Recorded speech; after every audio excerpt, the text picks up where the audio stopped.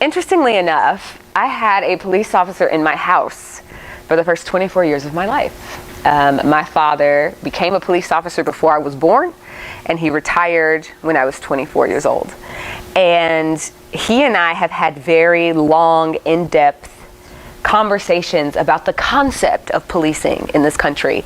And the one thing that I have always found fascinating about American law enforcement systems is that they're entirely based on negative power, right? So the premise is basically, if you don't do things right, I'm going to punish you. And as a parent, like, that doesn't work, right? So I think it's less a question of what police officers can do to build a bridge, because a lot of police officers are trying to build bridges. There are a lot of individual politics, of course, that come into play.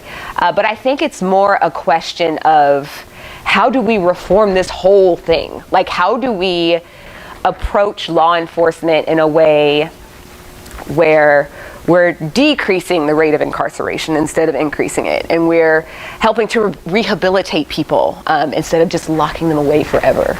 And those are very big questions that I think it's difficult to answer.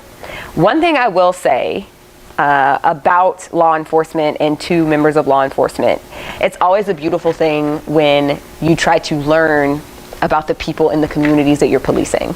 I've seen, somebody actually sent me a picture recently of a police officer in uniform reading Dear Martin. And at first I panicked because it's like, it's a book that can be polarizing depending on your position. But after I kind of like took it in, I realized it's actually not a bad thing. It's not a bad thing for people who are called to protect and to serve and to keep order in certain places, to be familiar with the lives of the people in those places. So that's really the main thing I would say, is that like empathy goes a long way. So with police officers and law enforcement, learning the demographic and kind of the struggles of the demographic in the area that you are serving, I think is really important.